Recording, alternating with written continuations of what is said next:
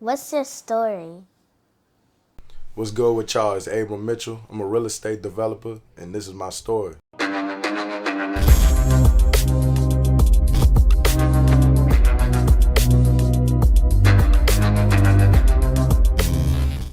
This episode is brought to you by the Loyalty Club, one of the hottest brands out, where they keep their items limited and only for the loyal few. Check us out online at theloyaltyclub.us, or if you're in New Orleans area, you can check us out at our flagship store, 841 Fulton Street. You already know what time it is. Only for the loyal few, club time. So, I'm like, where you from? I'm from New Orleans, but I grew up in Baton Rouge. So, both of them are like two different parts of Louisiana, and sometimes everyone kind of like put them together and just kind of think people kind of move the same. I want you to kind of but kind of explain the difference. BR in New Orleans is night and day. Like it's two different cultures. You know what I'm saying? Like my whole family is city roots, it's New Orleans roots. But again, growing up in Baton Rouge, I got a lot of friends that's in Baton Rouge and they families from BR. So like going to their family parties and then going to ours is like completely different. You know, in BR they like to jig a lot, you know, they accent a little different, they dress a little different. Then in New Orleans is like it's more culture, you know, it's bounce music, you know. I can say New Orleans culture because it's like both of them got their own culture. They don't jig everywhere. I feel like with the city though, I feel like a lot of stuff in the city kind of migrated to BR and then they got it and did their own thing with it, you know what I'm saying? Like, but it's night and day. It's really night and day, you know? But like, my parents had a fireworks thing, had a glass business coming up. So that's where like all the way up into Katrina, like I was telling you, we was always in the city every weekend, you know? We was out here in the city, they drop us off, they go work. And, you know, growing up at our grandparents' house, it was like, damn, we really could have grew up in this. You know what I'm saying? And then our parents, we seeing them drop us off and go work their ass off to make sure we don't grow up in New Orleans. You know, BR was a good place for us. You feel me? So that's how I feel like it's a lot of difference being able to see both sides of the coin. So like, what you mentioned on the Hurricane Katrina. Yeah. But how was Hurricane Katrina? Like for you, like, you know, like how old were you? Man, I was probably about 8 years old, 9 years old. You don't even like Nah, I remember. Oh. I remember because we had about 40, 50 people living in our house, like with tents. How was that experience? It was crazy, dog, because I would say this, as a kid, it was like fun and crazy at the same time because a lot of our cousins was just at our house, you know what I'm saying? And like some of these cousins we don't see all the time. But it's like at the same time, it's like, damn, our whole family got spread out from that one storm because a bunch of our family moved to Houston. My great grandma, she moved to Tennessee. You know what I'm saying? So it's like my cousin Cheddar, that's like my brother, he moved up to Memphis, Tennessee. So it was like, damn, a lot of people just got spread out from that thing from Katrina. You heard me? So like that's what, you know, my people had to get new shops because I said we used to be in New Orleans every weekend staying at our grandma's house. Boom, Hurricane Katrina happened. They got to go. Their house get flooded out. Some of the shops get flooded out. Some of my cousins living with me. Next thing I know, we going to school together and rolling in the same school. So it was like, you know, it was a crazy moment for sure. So, you know, also being in the house with all those people, like, yeah. You realize, like... And then we ain't had no power. Oh. No power in the crib. Also, the bathroom was messed up too and everything. Everything was messed up, bro. We all outside the house. I mean, our neighbors, they wasn't used to none of that. You know what I'm saying? All these people out there. If that's one real experience for everyone that was in that house. Everyone actually, I'm like, remember that time. Bro, they had tents in the crib. Like, tents in the crib. Like, this our little spot.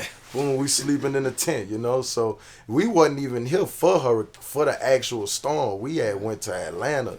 Like when Katrina actually hit, right. Because it hit Baton Rouge pretty hard too. Yeah. People don't kind of speak on it. Like actually, Hurricane Katrina hit it was a good bit of Louisiana, Mississippi. Yeah, Mississippi got tore up. I actually went to Jackson. I'm like, man, I should have stayed in New Orleans. Yeah, and we had no lights. Right. I'm like, I could have just stayed in New Orleans, and I used to actually want to be on, like, the TV and go look, like, man, I was like, man, they live out there. I'm out like, what? I'm like, man, bring me back there. They getting free stuff. Yeah. But, you know, it's all a different experience. But now, like, people in Mississippi, they be saying, they like, bro, we flooded back worse than the city, you know, out there in Mississippi. And they don't speak on New Orleans because it like, if New Orleans did get fully messed up for Katrina. Yeah. It was the 11 part that really, like, changed the game. And then, you know, when you hear about it, it's like, you be hearing little stuff about the city wanted to save the French Quarter and stuff, you know, and, like, they really start directing the water all into the hood and everything like that. But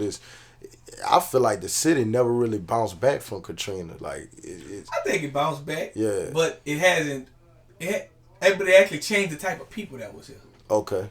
Explain. Like, it's a different type of, like, you know, they had some different type of criminals was here before Katrina. Yeah. Like, people used to get really kidnapped and stuff. Like, people don't get kidnapped and all that stuff. Yeah. They got, you know, got a newer generation. They wild, but they had a different type of dudes. They breaking in cars. Yeah, they breaking in cars, but these dudes used to, like, pull up in, like, a U-Haul van, act like they selling shoes and rob everybody. Yeah, they all kind of games. All right. Like, they had some different type of breed of criminals. Like, they were very...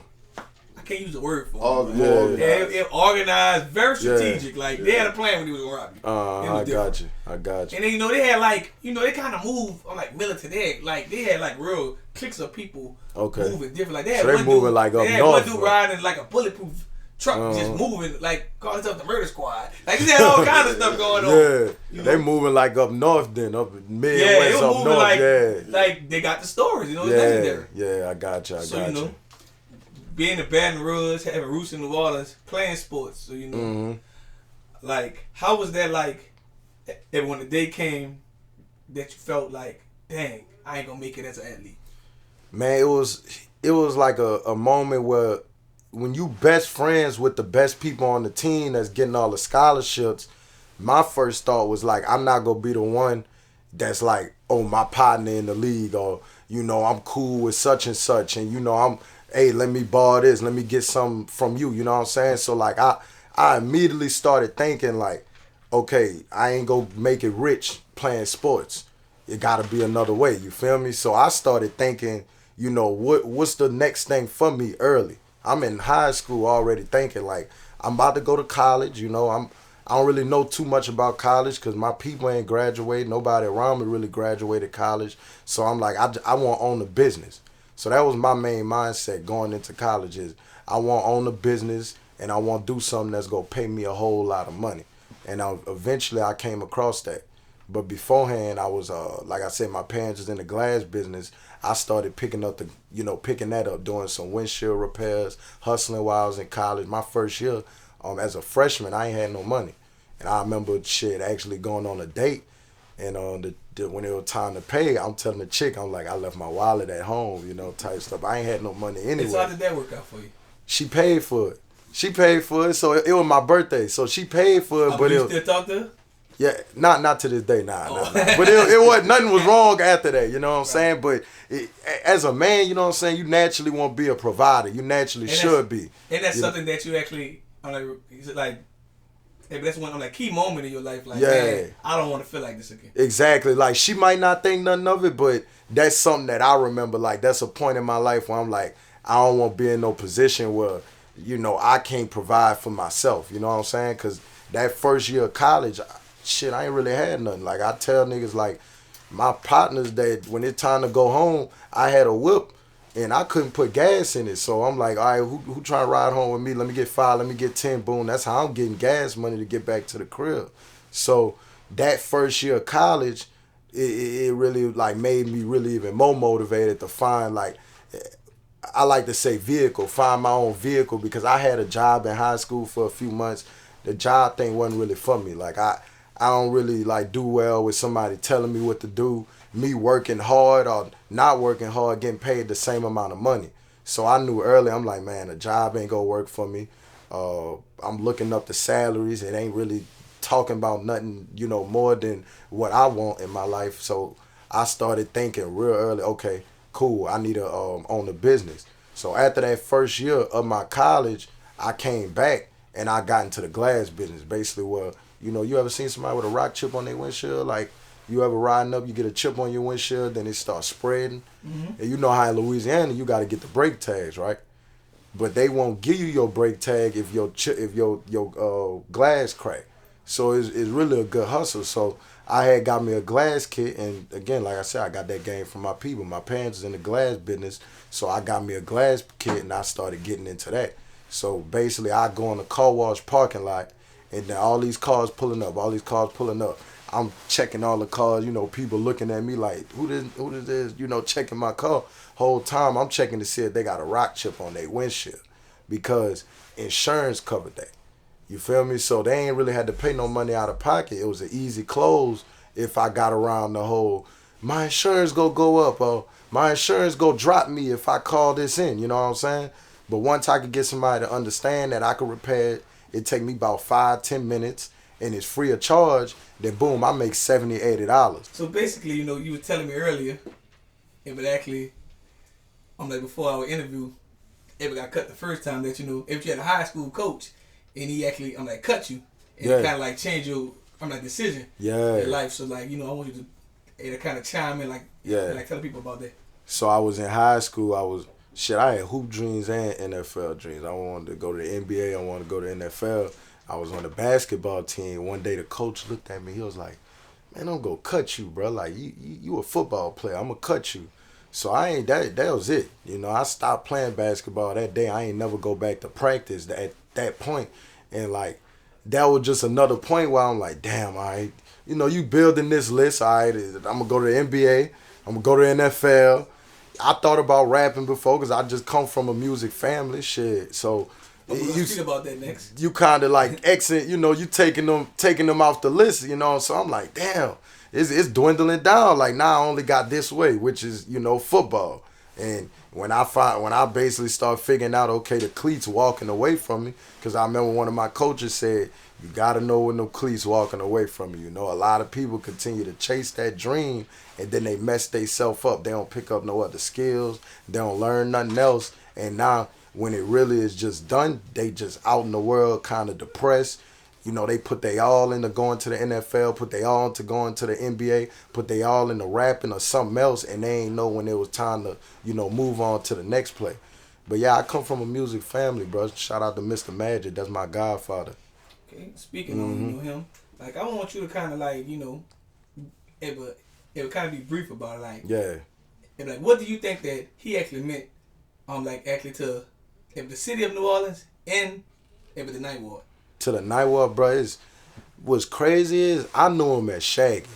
You feel me? It's crazy how a group of people can know somebody for one thing and then you know him as your parent, your godfather. So when he passed away and then being at the repast and going out there in the city, I really seen like how many people he really impacted, because I mean, shit, he done had so many top songs, hit records, and like again, there's so many people in the city that's climbing to even get out of here. So I just see how many people he just made believe that it's possible to make it big with your craft. That's what I really seen. But like coming up, I ain't even gonna hold you. I knew him as my Shaggy. Yeah. So, you know, and like bring me back to that day, you know, and like when you got the news, like, you know, how did you felt, like, you know, like how did your family like move on? Cause you know, like a lot of people always, you know, just, you know, just celebrate a person, but they don't really like realize like people still be hurt after that, you know, after the funeral and the second line. We ain't never move on for that, bro. That was a hard hit for the family, and that year we lost about 6-7 people in our family. You feel me? And theirs was like really the, like kind of like the nail in the coffin, and we even lost people after that. But he was at the house that day, you know. So I'm laying on the couch. He came in there. He used to always tickle me like till I'm damn near pissing on myself. That nigga tickling me, and I'm crying, everything. And that was his thing he used to do. Every time he find me, I'm like, bro, why is you always trying to tickle a nigga? Like that's all he wanted to do. So he came to the crib, did his thing, and I'm about to head out. And then at about 2-3 o'clock in the morning, shit, I wake up on my sleep. You know how it is. You get that news, you get that call at 2-3 o'clock in the morning. It is never really good news. And I hear my people, you know, and I come down and they like, you know, Shaggy and Tita died, Magic and Jenny, you know, they died in the car accident. So, man, bro, like I was so young. I was 13 years old when that happened, and that was just like, I really felt like I lost a parent because they, you know how they say it take a village to raise a kid? Like, that was part of my village and raising me. Like, I grew up around them, you know what I'm saying? If I'm not at my people house, then, you know, they bringing me over there to spend time with them. So it was just like, I started realizing, like, you can't take life for granted. Like, you could really be here one moment. It's not even here today, gone tomorrow. It's like you could be here this hour, and then you could be gone the next hour. And then to see both of them pass away at the same time, it was hard, bro. And shit, bro, I acted an ass at that funeral, you know? Like, it was a hard one. That was a tough one. But it definitely made me stronger as a man, you know, going through that at a young age, understanding that this a part of life, death. Like, people go pass away, they go die. So, you know, getting out of high school, you know, like, you know, actually having like a little, entrepreneur, like, background in your family, like, actually, like, what made you choose to, like, jump into, real estate?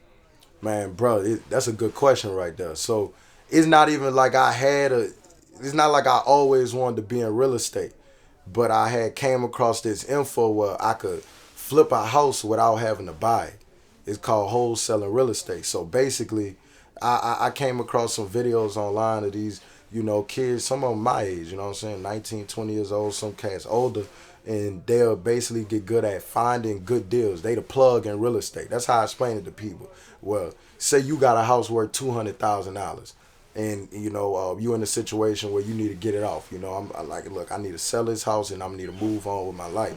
So say I approach you and we put it on paper. I'm gonna buy your house for $100,000. Cool. We put that on paper on contract that we go close in 30 days for $100,000. Say my partner, he the biggest in the city with flipping properties. He buy properties, put money into them, and sell them. So I'm gonna take that piece of paper. I'm gonna let him know, look, I got this property at 123 Main Street. I'll sell it to you for $120,000. So then he'll look at it, check out the pictures, and be like, all right, cool, we good to go. So whenever we show up to the title company, that's the I like to say that's the smart people. They do all the paperwork. They make sure the title clear, the deed transfer over. Whenever we get to them on the closing day, my partner, he show up with $120,000, and then you get the $100,000, I get the $20,000. I ain't spend no money. You feel me? I ain't had to have no license. I ain't had to have no credit. That's why I say, like, I really got good at being a plug, like middleman in real estate deals, bringing together an investor and a homeowner, and then I make money in between. But now I'm making money that shit most people I'm around ain't never seen before at one time. So I want you to, like, give them the harsh truth about real estate, like, the ups and the downs. Yeah.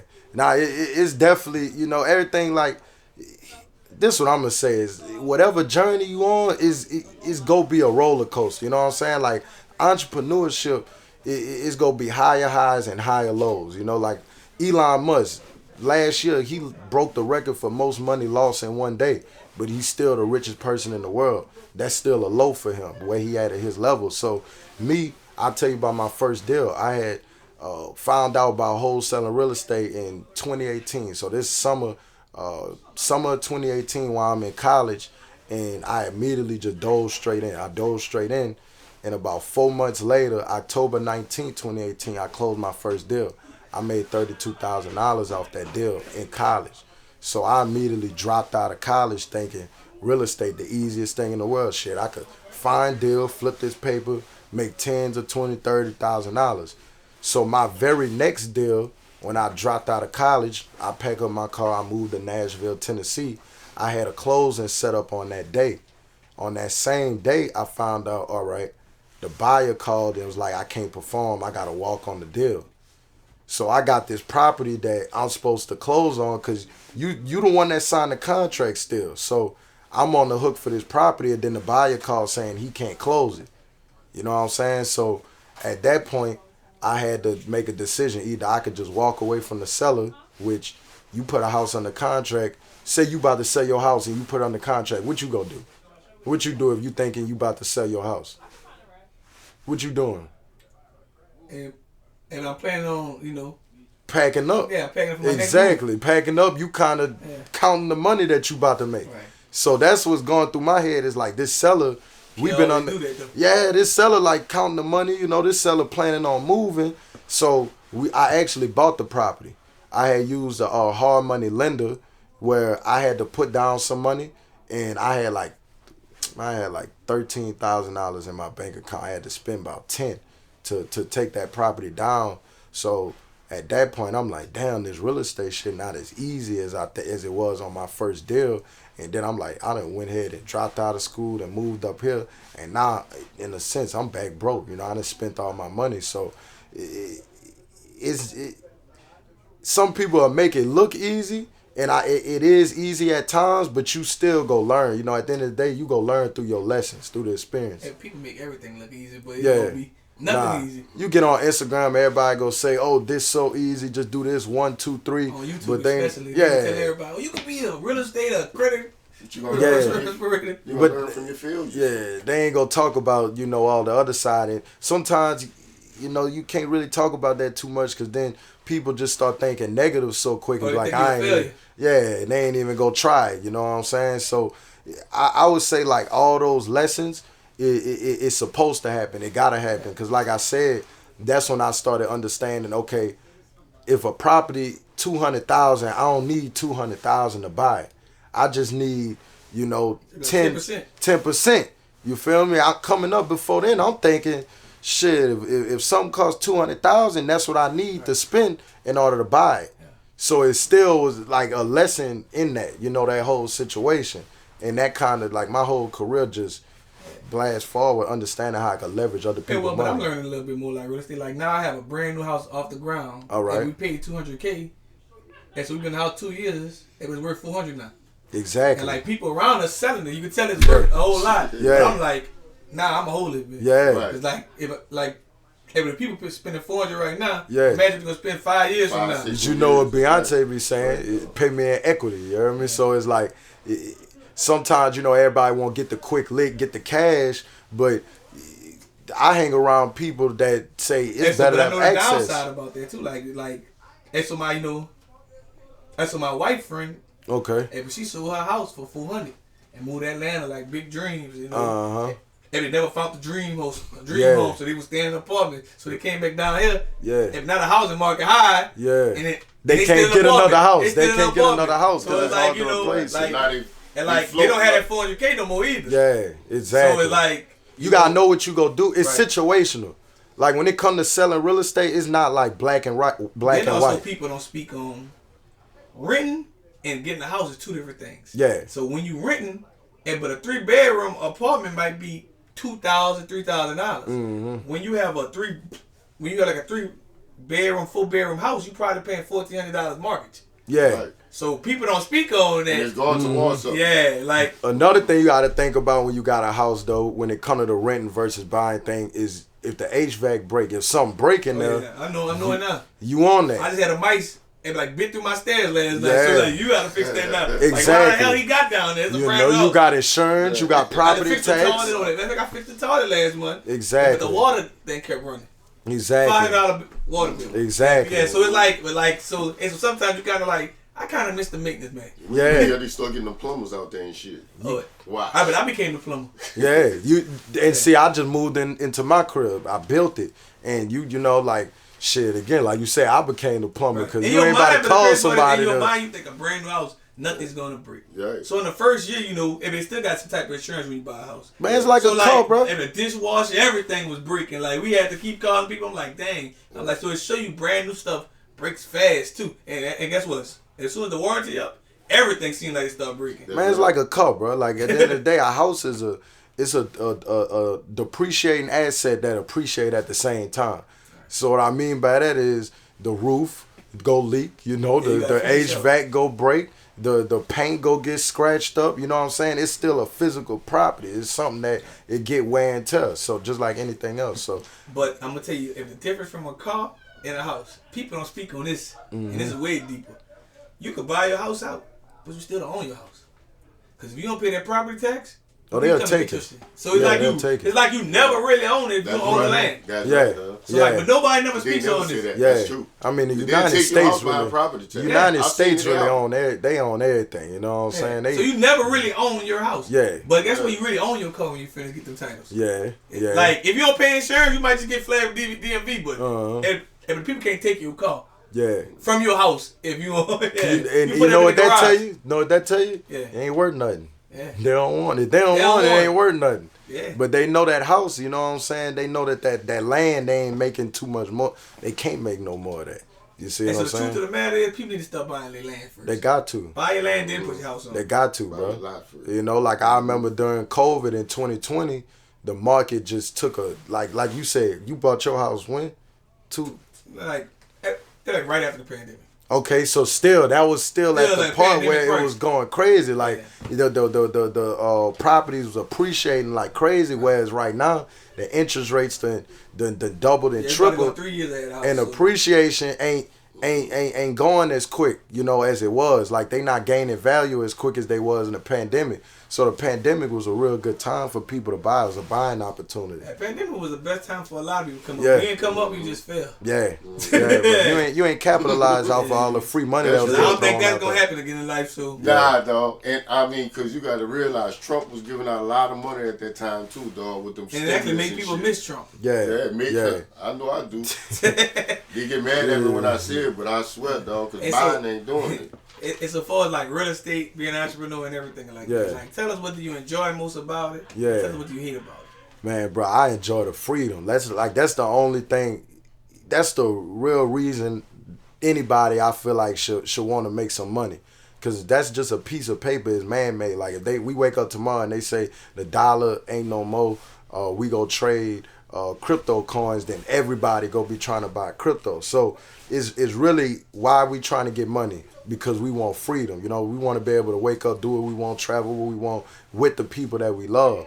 But at the same time, entrepreneurship, if you don't get up, then you ain't getting no check. You don't work, you don't eat. You ain't getting no check, you know what I'm saying? So it's always a constant mindset game, because you build a business, you build a company, you got a team, you got employees, it's still a lonely road.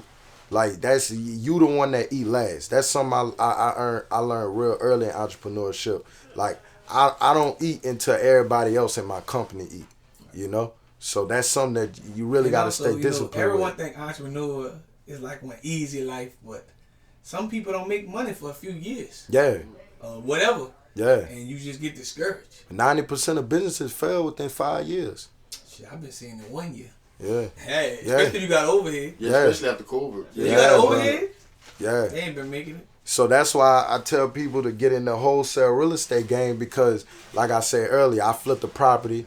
I spent my first deal, I spent like 5 hours of real work on it, you know, because what we do is we get good at finding a motivated seller. So somebody that'll sell their property at a discount because it benefit them to sell it quick. Right. So the way I do that is it's a marketing and sales game. I get in front of people through, you could pull data, you know what I'm saying? You ever heard of like, you mentioned earlier, if you don't pay your taxes, you'll lose your property. Correct. All right, so you know that's public data. You know, they put that out there. So you could get access to the phone numbers of the people that's getting foreclosed on, the people that ain't pay their taxes. So what I do is I start calling those people up and letting them know, look, I'll give you $100,000, I'll give you $200,000 for your property, and then I get it on paper and I flip that paper.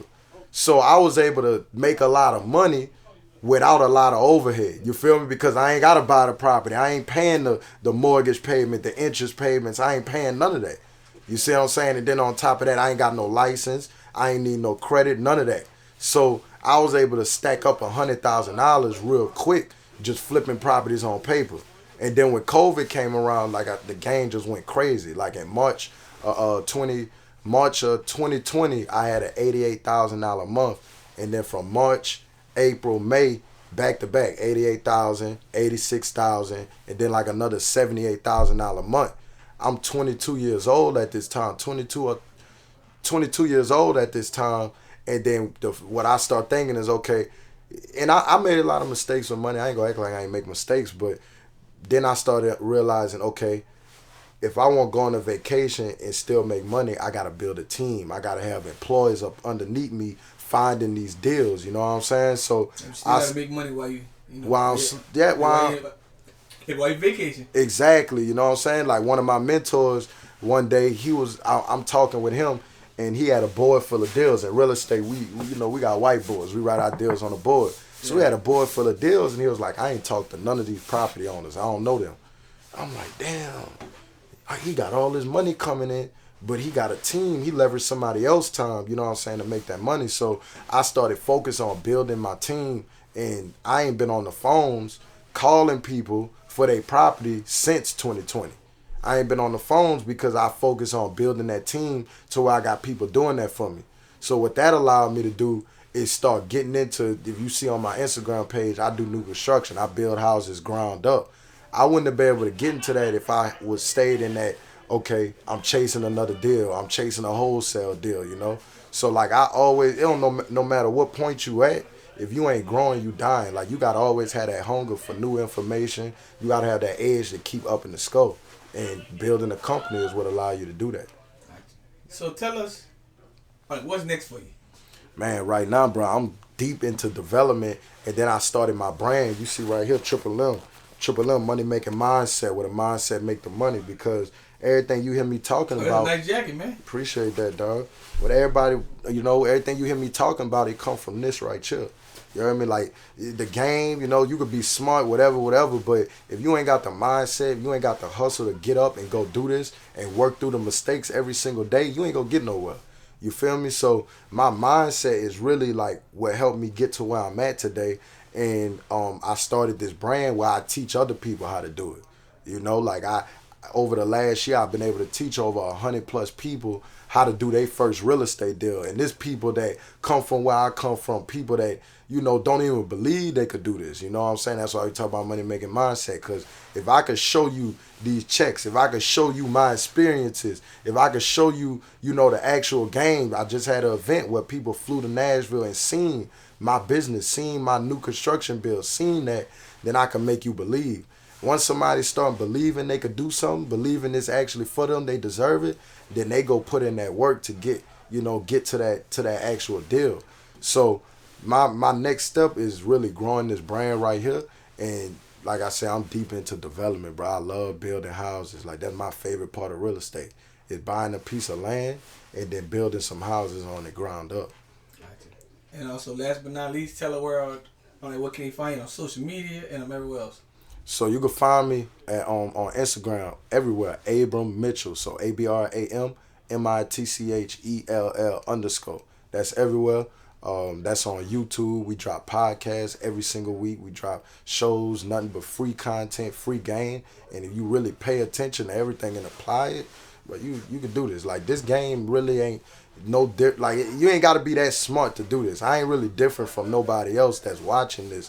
Like, no matter where you come from, what situation you in, if you make it a goal to talk to people every single day about buying their property and you get a good deal, you can make some money that you really never seen before in your life, and you can keep doing that and repeating that process. Oh, all right. And we done. And also, that's your story? Yes, sir. Well, I'm at least part of it. And we'll have part 2 coming soon. Yes, sir. All right. Appreciate you, bro. No Appreciate you, dog.